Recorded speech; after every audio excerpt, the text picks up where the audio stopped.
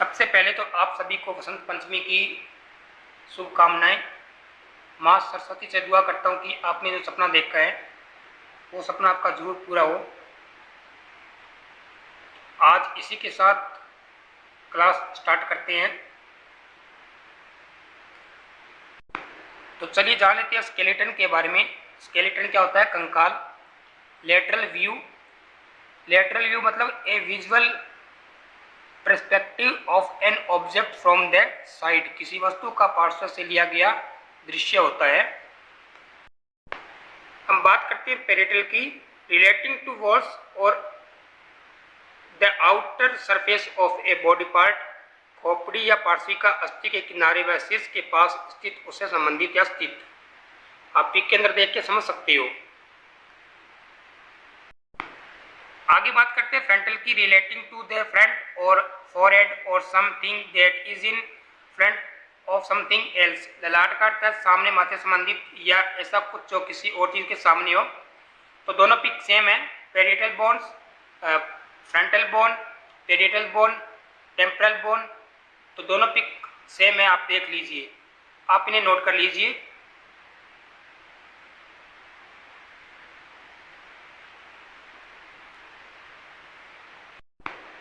आगे हम बात करते हैं occipital, the visual processing hub of your brain, the back of the head और स्काल।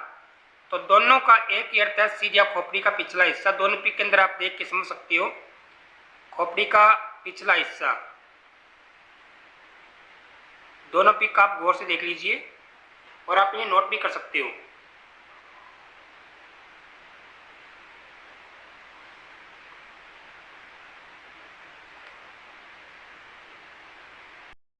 तो आगे बात करते हैं हम टेम्परल लोब की। A pair of brain areas that are located behind the ears and near the temples. मस्तिष्क के दो क्षेत्र हैं जो कानों के पीछे व मंदिरों के पास स्थित है, जैसा कि आप पिक में देख रहे हो। इसमें कोई नोट करने वाली खास बात नहीं है। आगे बात करते हैं सर्वाइकल वर्टिब्रा की। 7 vertebra in the neck that support the head and neck. गर्दन में 7 कशेरुक हैं जो सिर व गर्दन को सहारा देते हैं।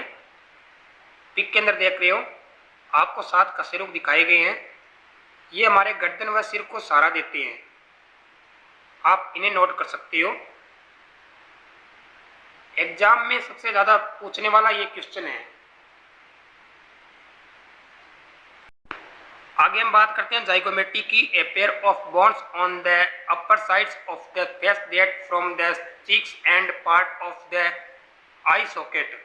चेहरे के ऊपरी किनारों पर हड्डियों की एक जोड़ी होती है जो गाल व आंख को सॉकेट का हिस्सा बनाती है, जैसा कि आप पिक में देख रहे हो। आपको पिक में साफ साफ दिखाया गया है। आगे बात करते हैं स्केपुला की। A flat triangular bone in the upper back that connects the collar bone to the upper arm bone. Hindi में कहें तो ऊपरी पीठ में एक सपाट त्रिकोणीय हड्डी होती है जो कॉलर बोन को ऊपरी बांह की हड्डी से जोड़ती है, जैसा कि आपको दोनों पिक में दिखाया गया है। ये त्रिकोणीय हड्डी, इनको स्केपुला कहते हैं।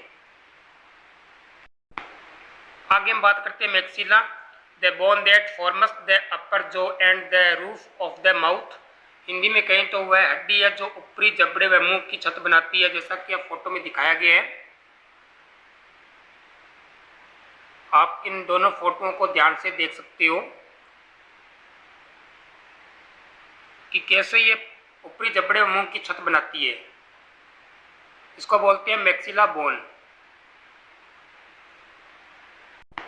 उसके बाद हम बात करते हैं मैंडिबल की।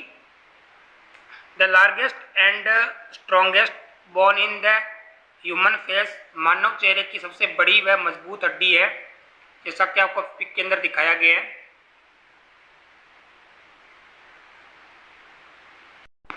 आगे हम बात करते हैं ह्यूमरस की। The long bone in the upper arm that runs from the shoulder to the elbow. Hindi में कहें तो ऊपरी बांह की लंबी हड्डी है जो कंधे से कोहनी तक चलती है, जैसा कि आपको पिक में दिखाया गया, पिक को देख के आप समझ सकते हो इनके अलग अलग पार्ट्स के बारे में बताया गया है। आप इन्हें नोट भी कर सकते हो।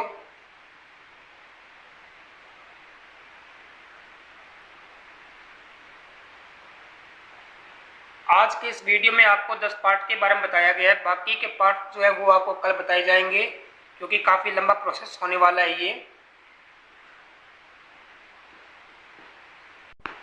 तो आगे देखिए, 12 लाख रुपए तक की कमाई पर कोई टैक्स नहीं है। 2025 का न्यू बजट आ चुका है। बजट में इनकम टैक्स को लेकर बड़ी राहत दी गई है। न्यू टैक्स रिजिम के तहत अब 12 लाख रुपए तक की कमाई पर कोई टैक्स नहीं देना होगा। नौकरी पेशा लोगों के लिए 75,000 के स्टैंडर्ड डिडक्शन के साथ यह छूट 12.75 लाख रुपए तक हो जाएगी। तो चलिए स्टूडेंट्स, आपके लिए छोटी सी लाइन है, बेस्ट ऑफ लक।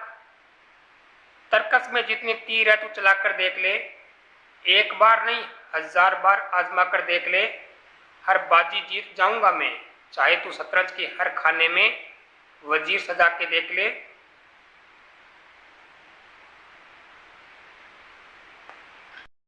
ये एक छोटी सी लाइन है, लेकिन छोटी सी लाइन के अंदर बहुत बड़ा दुख छिपा हुआ है। क्या ये लाइन? पिता के अलावा और कोई नहीं चाहता कि आप उससे ज्यादा तरक्की करो। आरएस प्री वाले अपने रथ को विराम दे, अब जो याद होना था वो हो जाएगा। अब छठ की चौदस करने से दिमाग भले ही खराब कर लो। अब किसी से जिनसे आप पॉजिटिव होते हो बात करके, मिलके, बैठ के, घूमकर थोड़ा माइंड रिलैक्स करो। अब आपकी आज की मेहनत व अनुशासन के साथ की गई पढ़ाई काम आएगी। सेंटर पर टाइम पे पहुंच जाएं, उसमें हीरोपंती दिखाने की कोशिश ना करें।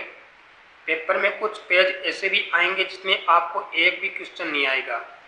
वहां जाकर खुद को डिमोटिवेट मत करना। पेपर का अच्छा लेवल होगा तो उन्हीं स्टूडेंट का होगा जिन्होंने ओनली आरएस की तैयारी की हो, और अगर गलती से थोड़ा हल्के लेवल का आ गया तो ये मार्च 7 की तैयारी करने वाले हवा ही नहीं लगने देंगे।